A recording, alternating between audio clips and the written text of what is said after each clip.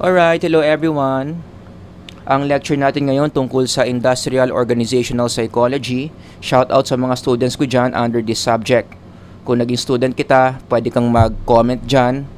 Then bigyan mo ko ng shout out ha. Anyway, so ang topic natin today is on communication in the workplace. Based ito sa textbook na binabasa natin, written by Michael Amott, na sana naman binabasa ninyo. Magtaas ang kamay ang mga nagbabasa ng libro ni Michael Amott. Ayan, ilan nakikita ko, isa ang nagbabasa. Specifically, this is chapter 11 of his textbook, ang title, Organizational Communication. Let me start by saying na sa IO Psychology, isa sa mga pinakasikat na topics sa mga textbooks or even in training workshops would be communication skills training. As in, lahat ng textbooks in IO Psychology may ganyang chapter at lahat ng training firms nag-o-offer ng ganitong course. At mahal, pricey yung mga ganitong mga skills training workshops. As I go along, malalaman ninyo kung bakit. So let's talk about the definition of communication kasi yun nga yung topic natin for today. Communication is exchange of ideas between individuals through a common system of, altogether read, symbols and behaviors. Unang-una ang communication, exchange of ideas. Sa Tagalog, nagpapalitan kayo ng mga ideya. Nagpapalitan kayo ng mga iniisip. At ano ang gamit nyo in doing that? Symbols. In the form of the alphabet or language. Diba? So, gumagamit tayo ng lengguwahe via the alphabet para magawa yung pag-exchange of ideas na yan. Pero hindi lahat ng communication nadadaan sa salita, nadadaan sa mga words. Pwede rin ang communication walang letrang ginagamit, rather by behaviors. Ito yung tinatawag nating, mga psych majors, magaling kayo dapat dito, non-verbal behaviors. So kahit wala kang sinasabi, pwedeng mag-gets nyo yung isa't isa. Nagkindatan lang kayo, nag-amuyan lang kayo, naglakihan lang kayo ng mga mata, nagigets nyo na yung meaning ng isa't isa, that's also counted as communication. So in our everyday life, one good example of communication, yung mga nagmamarites. O, silip kayo sa bintana nyo ngayon. Hanap kayo ng ganito ang setup, nagmamarites, nagchichismisan, this is a form of communication. Do you agree? Kasi sa ganyang setup, merong nangyayaring exchange of ideas. At ang dami-daming symbols at dami-daming mga letrang nagpapalitan. Kasi syempre madadaldal yung mga yan eh. Diba? Bihira lang naman siguro yung mga marites na non-verbal language ang ginagamit. Usually talaga mga salita, mga alphabets. They are exchanging these ideas. Good example of communication. Pero, iba pa yung communication sa successful communication. Dapat lalagyan mo ng adjective dito. Kasi pwede nagkaroon ng communication, pero hindi naman successful. Ang tawag doon, miscommunication. Mamaya, bigay ako example on miscommunication. Pag sinabi mong successful communication, ang ibig sabihin yan, what is meant is what is understood. Everybody, say that with me 3 times. Ready? What is meant is what is understood. Isa pa. What is meant is what is understood. Last one. What is meant is what is understood. Tagalog, kung ano ang sinabi, yun ang naintindihan. Kapag ganyan yung nangyari in the communication process, we can say it was a successful communication. I-translate mo yan sa workplace, may sinabi ka sa ka-workmate mo. Sabi mo, may meeting today ng 3 p.m. Yun yung sinabi mo. Anong naintindihan niya? May meeting today 3 p.m. Successful communication yon. Kaya anong itsura nyo nung meeting ng 3 p.m., kumpleto kayo. Lahat present. Kasi yung sinabi mo, yun yung naintindihan nung kausap mo, present siya sa meeting. Pag miscommunication, hindi nasunod yung what is meant is what is understood. Ang sabi mo, may meeting mamaya ng 3 p.m., ang pagkakaintindi niya, may meeting bukas ng 3 p.m. Kaya anong itsura mo? O anong itsura nung meeting ninyo nung dumating ang 3 p.m., kulang ng isang tao? Eh yung isang tao na kulang, na hindi pumunta sa meeting, siya pa naman sana yung magpe-present doon sa meeting. Kaya ang ending, nagalit si boss, sinabon kayong lahat ni boss. Bakit? Kasi merong nangyaring miscommunication. In the Bible, meron akong isang part na nakita na nagpapakita ng miscommunication. How people tend to interpret something differently from what is really meant. Magandang example dito yung Jesus talking to the woman on the well. Sino dito ang familiar sa story na to? It's found in John chapter 4 for your reference. So Jesus said to her, kinakausap niya yung Samaritan woman na kumukuha ng tubig dito sa well, everyone who drinks this water will be thirsty again. Ang sinasabi ni Jesus dyan, yung tubig na nanggagaling dito sa balon. But whoever drinks of the water that I will give him will never be thirsty again. He was talking about the spiritual water, the gospel. No? Yung sinasabi ni Jesus dito, the water that I will give him will become in him a spring of water welling up to eternal life. Spiritual water ito. But look at what the woman understood. Ito yung sinabi ni Kristo. Ito yung what is meant. Spiritual water. What is understood? Yung red letters. Sabi nung babae, Sir, give me this water so that I will not be thirsty or have to come here to draw water. She was thinking about literal water when Jesus meant spiritual water. Ano yan? Miscommunication. Actually, hindi pa tapos dyan. May isa pang example. If you notice here, wala yung mga disciples ni Jesus kasi bumili ng pagkain. They were traveling during this time. Ginutom si Jesus, so pinabili niya ng pagkain yung mga disciples. Fast forward, pagbalik ng mga disciples, may dala na silang pagkain. Sabi nila, Rabbi, eat. Ito na yung dala namin pagkain. And Jesus said, but He said to them, I have food to eat that you do not know about. Meron akong pagkain na kinakain na hindi nyo alam. Yun yung sinabi ni Jesus, what is meant. Anong naintindihan ng mga disciples? So the disciples said to one another, has anyone brought him something to eat?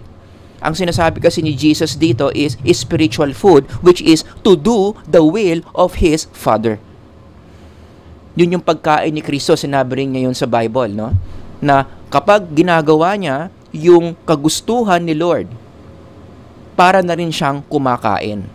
Yun yung sinasabi ni Kristo. Pero ang pagkakaintindi ng mga disciples dito, yung sinabi ni Kristo, was literal food. Another good example of miscommunication. Nagigets nyo? So I hope at this point, you already understand what do you mean by communication and a successful communication. Pag-usapan natin yung workplace communication since we are talking about industrial organizational psychology. Exchange of ideas between individuals through a common system of symbols or behaviors, this time in the employment context. Pareho lang naman yung sinabi ko dito sa definition ng communication Balikan natin. Yan Pag sinabi mong workplace communication, may madagdag ka lang. Idagdag mo yung word na workplace, tapos ilagay mo dito yung employment context. So, ibig sabihin yung workplace communication, exchanging of ideas in the workplace setting, bakit? Ano ang pinaka-goal? Bakit ba nag-exchange ng ideas habang nagtatrabaho ang mga tao para ma-achieve mo yung task na ginagawa mo in your line of work? For example, yung mga professional basketball players, ano ba yung task na dapat nilang ma-achieve? It's to win games. Trabaho nila yan. Trabaho ng isang professional basketball player ang maglaro ng maayos para manalo ng mga laro. Pero para magawa nyo yan, win games, dapat meron munang communication na mangyayari dito sa laro. Such as, syempre sila mismo mag-uusap habang naglalaro. Kanino ipapasa? Sino magsiset ng screen? Anong play ang itatakbo? Other than that, makikipag-communicate din yung mga players sa coach nila. Yung coach nila makikipag-communicate sa referee. Ang dami niyang malabong tawag. Yung referee makikipag-communicate doon sa committee na nandoon sa long table, no, para maging maayos yung takbo ng laro. So in this workplace setting, ang daming communications na nangyayari. Halimbawa, may sunog, another example. Ano ang unang communication nangyari dito? May tumawag sa mga bumbero. Isa sa mga residente tumawag sa mga bumbero, ni-report niya na may sunog. Fast forward, nagresponde na ang mga bumbero. Anong communication ang dapat mangyari? Kakausapin ng mga bumbero yung mga residente. Tatanungin nila saan ba yung mga lagusan dito, saan ba yung building na nasusunog, saan ba yung pinakamadaling access dyan, nasaan ba yung mga fire exit. Kakausapin din nila yung may-ari ng building na nasusunog. Siyempre, yung may-ari ng building yung kabisado, yung structure ng building. They have to talk to that person. And of course, they'll be communicating with each other. Alam nyo ba, yung pagpatay ng sunog, hindi lang yan basa-basa may tubig. May tamang placement kung saan dapat manggagaling yung tubig. That's why in a firefight team, sa isang teams ng mga bumbero, merong isang kapitan na parang siya yung head coach, siya yung magko-coordinate saan sila dapat pupwesto para mabilis mapatay yung apoy. See? Lahat yon communication na nangyayari para ma-achieve yung goal na mapatay ang sunog. Last example, sa isang restaurant, ang pinaka-goal mo dyan, ang pinaka-task mo dyan is to serve food to your customers. Para mangyari yan, marami na namang communications ang dapat na mangyari. Like what? Siyempre, yung mga customers muna magko-communicate with each other. Magtatanungan kayo kung anong o-orderin ninyo. Tatawag kayo ng waiter, i-communicate nyo yung order nyo doon sa waiter. Yung waiter pupunta sa kitchen, i-communicate niya kung anong in-order nyo. Yung mga tao sa kitchen, magko-communicate with each other to produce the food na in-order mo. Pagluto na, yung mga tao sa kitchen, tatawagin yung waiter para yung waiter kukunin yung food, tapos dadalhin sa inyo. Diba? Para mangyari lahat yan, para makapag-serve ng maayos na food, all those communications must take place. Ang point ko lang dito, based on my examples, halos lahat ng workplace settings, merong communication na nangyayari. Hindi yan mawawala. Walang workplace setting ang walang communication na nangyayari.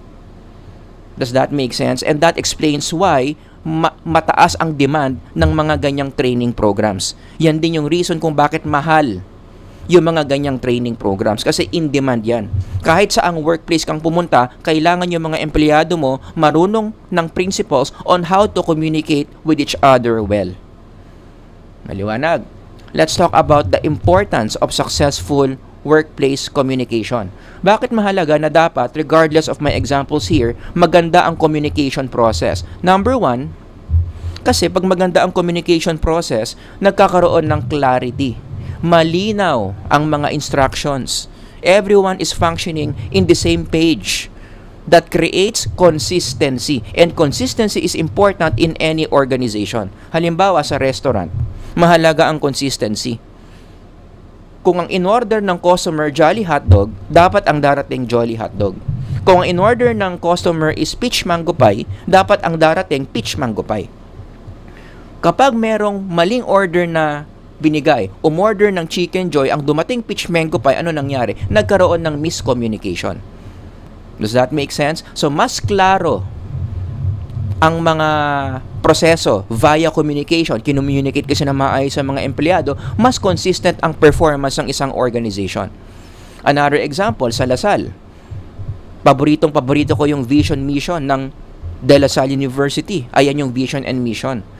Ito, kino-communicate ito sa mga faculty members na nagtuturo sa Lasal. Kaya dapat consistent ang pagtuturo sa Lasal. Lahat ng subjects na tinuturo, ito dapat ang maging goal. Turuan ng mga estudyante to bridge faith and scholarship para magserbisyo sa simbahan at sa lipunan. Dapat ganyan. Sa lahat ng classroom, sa lahat ng subject, ito ang output. Problema, marami mga faculty members, hindi na lang ako magbabanggit, hindi ito nagagawa. At hindi ko alam kung bakit. Siguro, hindi na-communicate ng maayos. Kaya dapat talaga nililinaw to sa orientation before you can teach any class in this university. Marami kasi akong mga faculty members na nakikita, or even myself, no, nung estudyante pa lang ako, naranasan ko, hindi ito ginagawa eh. Puro scholarship, puro journal articles, puro book chapters, pinatay yung kaluluwa mo. Ang talino mo nga, patay naman yung kaluluwa mo. Galit ka naman sa simbahan, wala kang pakialam sa lipunan. In that case, masasabi nating hindi nagagawa ng university yung vision mission niya. At bakit nangyayari yon? Baka kulang sa communication sa ilang mga faculty members. Kaya dapat sa mga faculty members na ganon, i-reorient. Does that make sense? Para i-recommunicate why are we teaching in this university. Ganyan kahalaga ang clarity para magkaroon ng consistency in the organization. Number 2, mahalaga ang communication in the workplace para magkaroon ng high productivity, maging time efficient, mabilis ang mga proseso. Kasi in the workplace, isa sa mga metric, isa sa mga sukat na magaling kang organization, mabilis kang mag-deliver. Maganda ang quality, mabilis ang delivery. Kaya yung mga organizations na mabagal na, mali-mali pa, madalas, yan yung mga organizations na nagsasara, hindi nagtatagal in the market. O, halimbawa, restaurant setting ulit tayo. Bakit matagal ang order? Most likely, merong miscommunication na nangyari. Kasi ang in-order ng customer hotdog lang. Yung waiter tutulog-tulog, ang kinommunicate niya sa partner, ang in-order niya steak. Syempre, mas matagal iluto yung steak. Yung customer, antay ng hotdog niya, ang tagal. Nagalit. Ang hindi nila alam, itong customer na to, vlogger. 25 million followers. Sa inis niya, nag-live tuloy. Vilinag niya yung katagalan ng hotdog in your restaurant. Ang cause pala, mali kasi yung kinommunicate ng waiter doon sa kitchen. So, ano nangyari? Nag-viral tuloy yung video niya, wala nang kumain sa restaurant mo, nalugi ka. Diba? So, hindi sana mangyayari yan. Mabilis sana yung pagdating ng order, time efficient sana yung restaurant kung maayos ang communication process. Last one, mahalaga ang successful communication in the workplace because it increases job satisfaction, which increases job performance. Studies show in IO Psychology na ang mga empleyado kapag nafe-feel nilang nagkakaintindihan sila with each other, nagkakaunawaan sila, kahit hindi mataas ang sweldo nila, they stay in the organization and they perform better. Lalong-lalo na sa kultura ng mga Pilipino, we are highly collectivistic. Hindi na baling mababa ang sweldo, basta maganda ang communication sa isa't isa in the workplace. Gaganda yung job performance. For my students here, nanood tayo ng movie before. Ang title, Glory Road. Tungkol to sa isang team na mahina nung nakaraang season, and the next season biglang nag-champion. Kasi kumuha sila ng mga bagong players, but more than the players, it was their communication that made them win a championship. Yung mga hindi makarelate, hindi nakapanood, panoorin nyo na lang on your own. At the start of the movie, syempre, dahil mga bagong players pa, lalong-lalo na iba-iba pa yung mga kulay nila, may blacks, may whites, ang taas ng miscommunication. Hindi successful yung communication process nila at the start. Dito sila away ng away, dito sila maraming discrimination, but as time went by, yung coach nila magaling, naayos naman sila. Kaya nung nag-start yung season, even before the season started, ang ganda na ng communication ng mga players among each other. And that translated to win a championship. Mahalagang insight yan, especially in sports psychology. If you want your team to be great, if you want your team to win championships, isa sa mga powerful predictor is how good the members are communicating with each other, especially in team sports. Mahalaga yung factor ng communication so that mananalo ng championship ang isang team. I highly recommend you read this book by Phil Jackson. Siya yung pinakamagaling na coach sa NBA in terms of number of championships he won. Ilang championship na ang napanalunan ni Phil Jackson? 11 in total, the highest in NBA. Sumulat siya ng libro, ang title, 11 Rings. In this book, shinare niya yung mga insights niya how to win championships in NBA. At ang sagot niya, communication. Kailangan yung mga players mo talagang mataas ang level of communication, nagkakaintindihan sila, nagkakaamuyan sila. Maganda yung quotable quote nyo dito, let me read, i-zoom in natin. Basketball is a sport that involves the subtle interweaving of players at full speed to the point where they are thinking and moving as one. Mahirap talunin yung mga ganyang teams. Pero ang prerequisite dyan, para maging ganyan yung team mo, talagang magkatinginan lang yung mga players, alam na nila yung meaning. Kinakailangan, maganda ang communication process. At dyan magaling si Phil Jackson. Paulit-ulit in this book, 11 Rings, share niya yung experiences niya of handling superstars.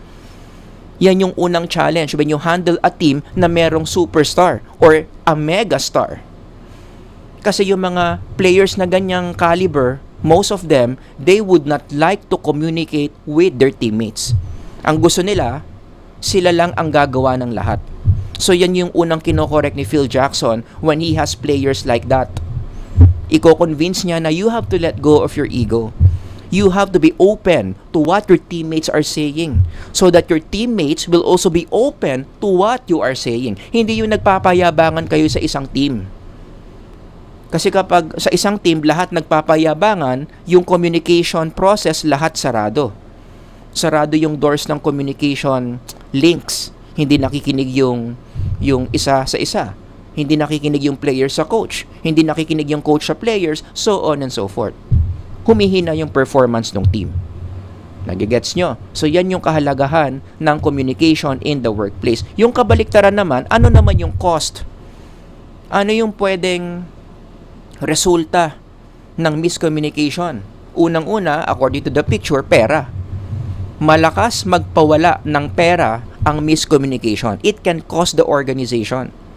It can cost the organization lots of money. Hindi mo nakuha yung project, may nagdemanda sa'yo, wala ng customers yung kumain sa restaurant mo kasi vlinag ka na mali-mali yung mga orders mo dyan. Kaya may mga organizations na nagsasara. Yan yung cost. Hindi naayos yung communication process. Diba? O, another example. How miscommunication can cost money. May client presentation mamaya. At yung client presentation na to malaki. Kasi may dalang 5 million pesos yung pagpepresentahan. Kinukonsider yung organization yon na doon na lang niya ibibigay yung project na gusto niya. 5 million. Kaya lang, hindi dumating yung magpe-present doon sa meeting. Bakit? Akala niya bukas yung presentation. Nagkaroon ng miscommunication. So, ano nangyari? Na bad trip yung kliyente. Dala-dala na nga niya yung 5 million. Tapos walang nag-present. Feeling niya, tinetake for granted siya, nag-walk out tuloy. Pumunta doon sa rival organization mo, doon siya nag-invest. Ba? Nawala yung pera. Pera na naging bato pa. Bakit? Ano nangyari? Nagkaroon ng miscommunication. And worse, miscommunication can also take life. Hindi lang pera pwedeng mawala sa miscommunication, pwede rin buhay. May mga trabaho kasi na kapag nangyari yung miscommunication, it can lead to death. It can cost people's lives. Halimbawa, nasa aviation industry ka. Dapat matindi ang communication skills mo dyan. You cannot afford miscommunication. Yung margin of error mo for miscommunication dapat sobrang baba. Kapag ang piloto nag-miscommunicate sa co-pilot, kapag ang pilot nag-miscommunicate sa control tower, people can die. Lalong-lalo na kung nasa intelligence industry ka, /military/police force. The moment na may mali kang intelligence na nakuha, tapos yun yung in-apply mo sa isang operation, mali-maling intelligence, because of miscommunication, it can kill these people. Kaya nangyari yung SAF 44 Yung nangyari sa Mama Sapa, yung mga hindi nakakaalam, panoorin nyo na lang online. Kaya nangyari yan, ang daming miscommunication na nangyari. Sino ba talaga yung kalaban? Akala ko ba ito lang? Bakit nung palabas na ang dami nang bumabaril sa kanila? Nasaan yung, akala ko ba kapag madaling araw, konti pa lang yung mga enemies, kaya nga madaling araw ginawa yung operation? Bakit parang biglang maya-maya may piyesta? Kaya pinaulanan sila ng bala. Nasaan yung 44 na humihingi ng tulong? Hindi na nakahingi ng tulong. Actually, nakahingi pa ng tulong. Pero dahil sa sobrang ingay, nagbabakbaka na nga kasi, hindi naging malinaw nasaan yung exact location ng 44. Miscommunication na naman yan. That cost the lives of these 44 heroes. Ganyan katindi ang miscommunication. Kaya uulit-ulitin ko, for those of you na magkakaroon ng organization in the future, mag-invest kayo sa training. Specifically, communication skills training. Huwag kayong manghinayang. Although mahal yung mga ganyang training courses, it's really expensive. By now, I hope you understand why. Kasi mahalaga talagang process. Mataas ang demand for these training workshops. Pangalawa, mahalaga yung process of good communications in the workplace. Para ma-overcome nyo yung panghihinayang nyo in buying these courses, isipin nyo na lang yung return of investment nyan. Pag binili mo yung course na yan, in-apply mo sa mga empleyado mo, ang return of investment nyan, mababawasan yung miscommunication mo sa organization, which saves you lots and lots of money. Makakaiwas ka sa gastos na malaki in the future dahil sa miscommunication. So yun na lang isipin mo kung nanghihinayang kang bumili ng mga ganyang courses. Pero dapat nga, hindi ka nanghihinayang, no? Anyway, punta tayo sa types of workplace communication. According to the textbook, 4 daw yan. I-discuss lang natin 2, numbers 1 and 2. Anong ibig sabihin ng upward communication? Everybody say pataas. Ibig sabihin yan, yung message, yung travel ng mensahe mula sa baba pataas sa management, from the subordinates to the admin. According to studies in IO psychology, employees who feel they can freely communicate with the management, meron silang bosses, meron silang power to communicate what they want to say to the management, at the same time, pinakikinggan sila, contributes to job satisfaction. Kaya ang isang practical application dito, if you are in the management side at gusto mong tumaas ang moral ng mga empleyado mo, kapag nag-i-email sila, replyan mo. 'Di ba? Kasi pag nagre-reply ka sa email nila, they will feel heard. Siyempre, thankful na sila na pwede sila mag-email sa admin directly. Pero mas ma-appreciate nila yan kapag sinagot mo yung mga emails nila because they will feel they are heard. Oh, 'di ba? Magandang application 'yan, ha? Para sa mga future boss dito. Pag may nag-email sa yung tao mo, sagutin mo para tumaas yung job satisfaction nila. This also applies in team sports. Lalo na yung mga coach ng basketball. According to studies, kapag ang coach, ang philosophy niya is closed system ang communication, ibig sabihin, I speak, you listen. Huwag mo akong kausapin kung hindi kita kinakausap. So, ang gusto niya ang travel ng communication mula sa kanya papuntang player. Ito, kung may sasabihin siya papunta sa coach, hindi pwede. According to studies, pampababa ng moral ng mga athletes yan, especially in team sports. Mas maganda kapag open yung system.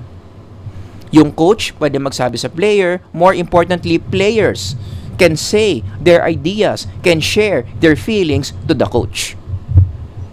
Dapat i-encourage mo yung tinatawag na upward communication. Ang problema, according to studies sa intercultural IO psychology, yung mga Asian employees, bihira mag-upward communication. And it has something to do with their traits. Bakit bihira yung mga Asian employees na magsabi ng mga messages, ng mga feelings nila to the subordinates? Because in their culture, they interpret that as parang as disrespect. They are not comfortable directly speaking their minds to their bosses. Ganon daw sa Asian cultures. Kaya ang solusyon na lang dyan, how do you make employees communicate upwardly, are the following. Maglagay ng suggestion box sa opisina. Yan, maraming ganyang offices. Pag magpa-practicum na kayo, you're gonna see that. Minsan nagpapasurvey na lang sa email. Saan nyo gusto mag-team building? Saan nyo gusto gawin ang Christmas party? Agree ba kayo na si Mr. Ganito tanggalin na natin? Minsan tinatanong din yan Or magra-run sila ng focus group discussion, alam nyo na yan. Or even team building. Ito yung surprising, team building. Kasi akala natin sa IO psychology, pag team building, pampalakas yan ng bonding. Pampalakas yan ng relatedness of employees in the organization. Tama nga naman. But team building is not only limited to bonding because team building is also a communication thing. I have run so many team building activities before, and one of my favorite activities would be this one. Yung ilalagay mo sila sa isang big circle and they will be facing each other, and then yung instruction mo is sabihin nyo ang isang message to any one of these people in the circle na matagal mo nang gustong sabihin. This is your chance. Diyan nagkakalabasan ng sama ng loob. Diyan nagkakalabasan ng mga issues. Many times, nakakita na ako nag-walk out, nag-iyakan, nagsigawan. As an IO psychologist, you have to train yourself to handle situations like that. Paano mo ngayon i-handle kapag nandyan ka sa situation na yan na nag-aaway-aaway na? That takes psychological skills as an IO psychologist. Pero, the pay is good.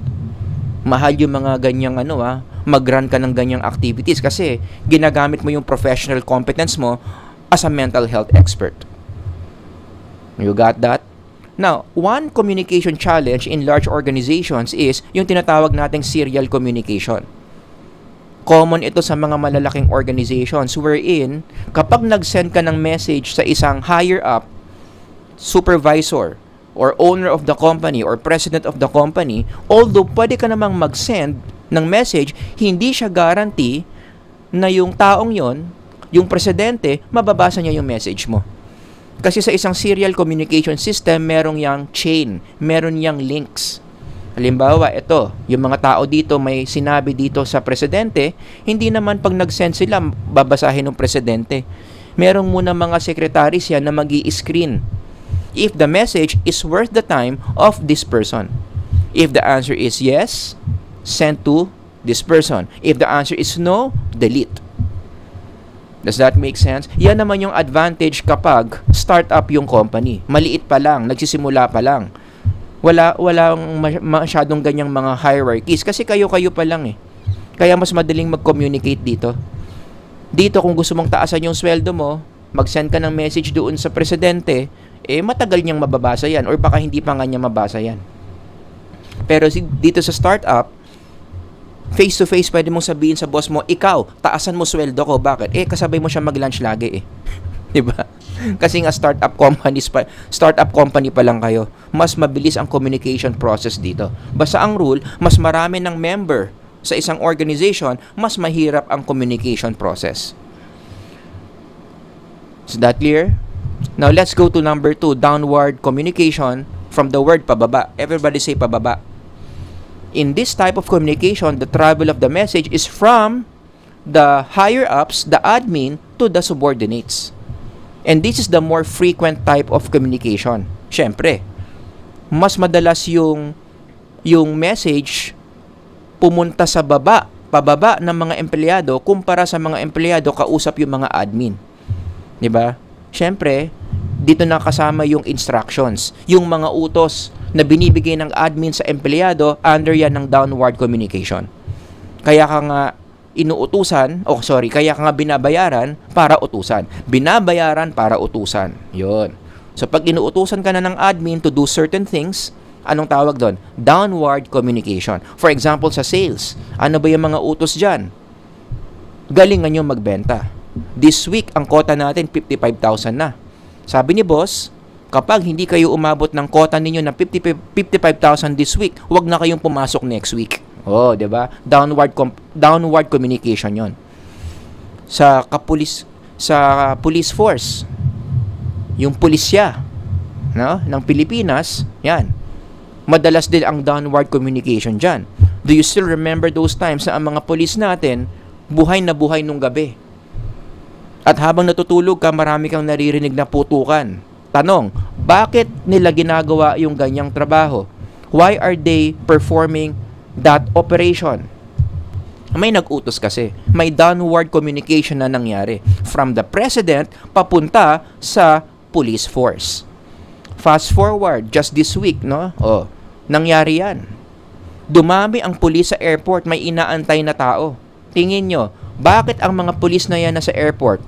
Kasi may utos. Nagkaroon ng downward communication from the higher up papunta sa mga pulis.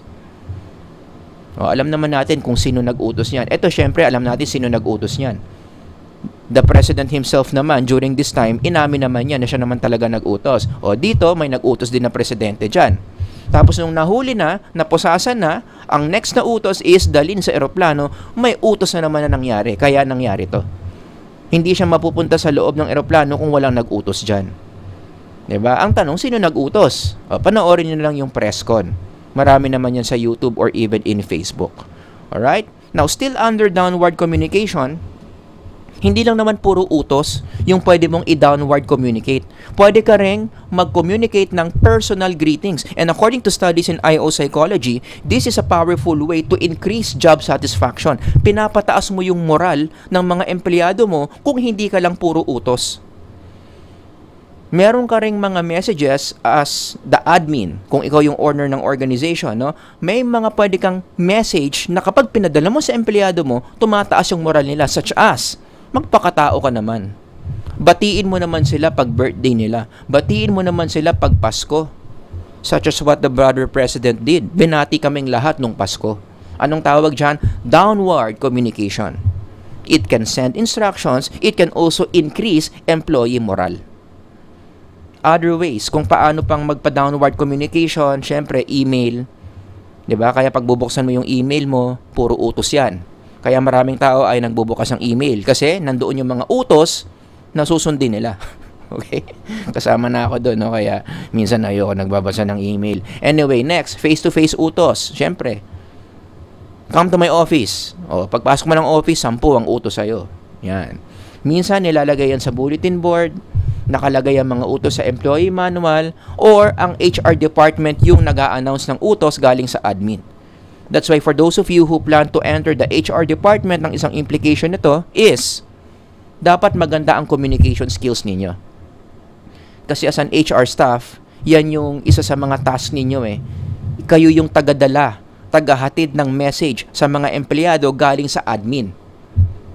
Para kayo mga angels, 'di ba? Sa Bible ang angels, ang ibig sabihin niyan messengers. Tingnan mo yung katabi mo, kung mukha bang angel. Mukha bang angel? Yes, fallen angel. Hindi, joke lang. But anyway, if you plan to enter the HR department, galingan ninyo yung communication skills ninyo. Kasi it will involve lots of times sa opisina ninyo, kakausap kayo ng mga empleyado. Kaya mahalaga ang communication skills kung nasa HR department ka. In closing, let me just share with you some of the skills being taught sa isang communication skills training para magkaroon kayo ng idea kung paano ba ito dinideliver. No? Una, sa isang communication skills training, pinag-uusapan dyan, ano ba yung mga common roadblocks? Bakit nangyayari yung miscommunication? The following are some roadblocks. Una, syempre language. Because communication is primarily using language. Diba sa definitions, we exchange symbol, no? Language yon. Ano yung mga aspeto ng language that can cause miscommunication? Una, pronunciation. Lalong-lalo na kapag ang kausap mo ibang lahi. Meron silang mga ways of pronouncing certain letters na ibang-iba sa kultura mo. Halimbawa, according to language experts in the Chinese culture, ang letter G kino-convert sa letter K. Sa Japanese language, ang letter R nagiging letter L. Oh. Kaya kung hindi ka Chinese, hindi ka Japanese, tapos ginawa sa'yo ito, medyo magkakaroon ka ng challenge in understanding what the person is saying. O, sige nga, sabihin nyo to in the Chinese way. Sabihin nyo to in the Japanese way. O, ayoko na lang gawin dito, baka mabash ako, no? Pero sa classroom, ginagaya ko yan, no? Especially Chinese way. Kabisado ko kasi how the Chinese speak Tagalog because I came from a Chinese school, no? Anyway, accents. Minsan nakaka-apekto din yan whether or not you understand the person that you're talking to. Iba-iba kasi yung American accent sa British accent sa Filipino accent. Basahin nyo na lang to on your own and then itry nyo gamitin yung American accent, British and Filipino, iba-iba. So nagkakaroon ng miscommunication kapag ang nagsasalita Amerikano, ang umiintindi Pilipino. Ang nagsasalita British, ang nakikinig Amerikano, miscommunications are high. Kaya isa sa mga training na ino-offer din in organizations would be cultural sensitivity training. Lalo na if you are working in a multinational company. Talagang ano to ha? Talagang all employees in that organization are required to undergo this training. Isa sa mga topic dito is ito.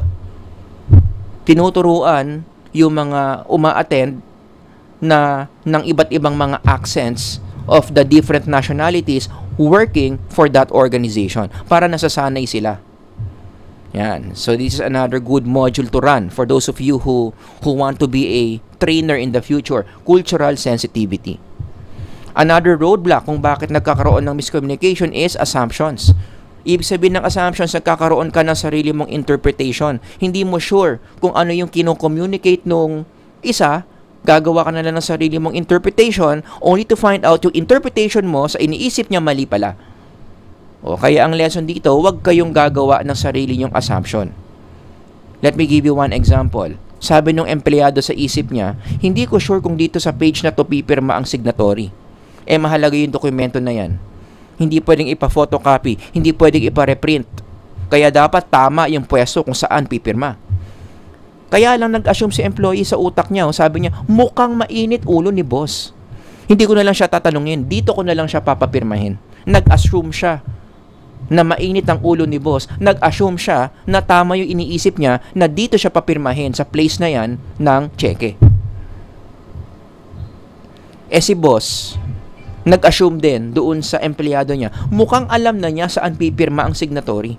Bakit? Hindi naman siya lumalapit Malamang alam na niya. Kahit na alam ni boss na crucial yung document na yan. 'Di ba?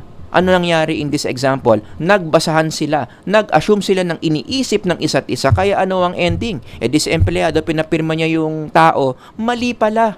Hindi pala dapat dun sa place na yun pipirma. Tapos ngayon si boss galit na galit. Iniisip niyang tanggalin na si employee. Hindi naman tama. Pero ano nangyari? Bakit nangyari lahat to? Nagkaroon ng assumption kasi. Paano sana naiwasan yung situation na yan? Tinanong na lang diretso. If you are not sure, ask. Sa empleyado, boss, dito ba? Confirm ko lang ha. Kung ikaw yung boss, huwag ka naman kasing mayabang na ayaw mong kumausap ng empleyado, lapitan mo. Ikaw ba alam mo na saan pipirma? I-confirm ko lang kung alam mo anong gagawin mo dyan. Ganon.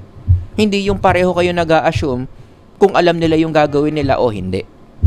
Is that clear? So yan, ganyang mga bagay yung dinidiscuss sa isang communication skills workshop. Also, in communication skills workshop, kaya nga siya workshop, tuturuan ka ng skills. Specifically, communication techniques. Kung paano hindi magkaroon ng miscommunication. One of the most powerful techniques to avoid miscommunication in the workplace would be repetition. Simple lang yan. Uulitin mo lang yung eksaktong mga words na sinabi nung kausap mo. This is the most difficult technique to do, but the most powerful way to avoid miscommunication. So kung ayaw mong magkaroon ng miscommunication, ito yung gamitin mo. Halimbawa, empleyado ka, yung boss mo may iniuutos sa'yo at ang dami niyang utos, ganyan.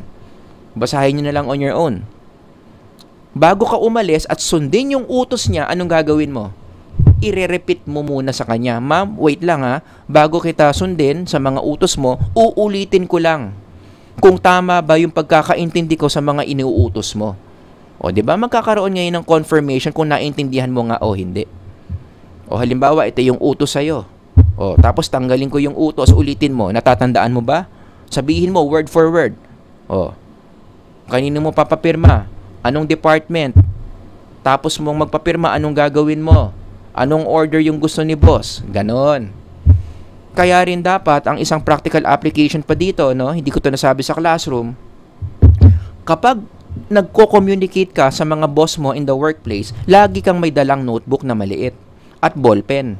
Para kapag tinawag ka, may iutos sa'yo, anong gagawin mo? Kukunin mo yung notebook mo, yung ballpen mo, ililista mo yung mga details ng isang utos. Para wala kang nagmi-miss out, naiiwasan yung miscommunication. Okay, practical application yan ha. Pag nagpa-practicum na kayo o pag may mga trabaho na kayo, meron kayo mga bossing na mahilig mag-utos, lagi kayong may small notebook at ballpen. Number 2, another way to avoid miscommunication is paraphrasing.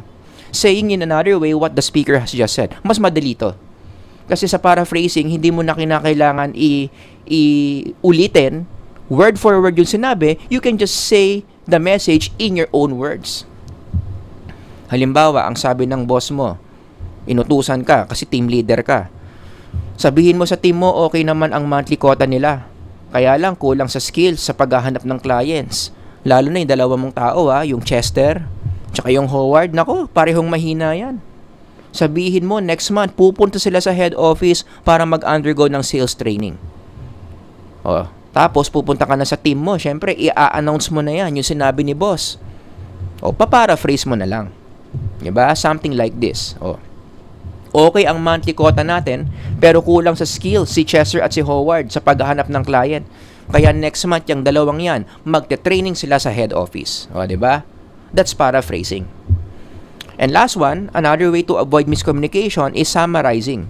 Madalas ito ginagamit kapag maraming inutos, maraming sinabi. Kunin mo lang yung main idea ng utos niya. Para lang patunayan dun sa kausap mo na gets mo kung ano yung iniuutos niya. Halimbawa, balik tayo sa kanina, yung maraming inutos sa'yo. Diba?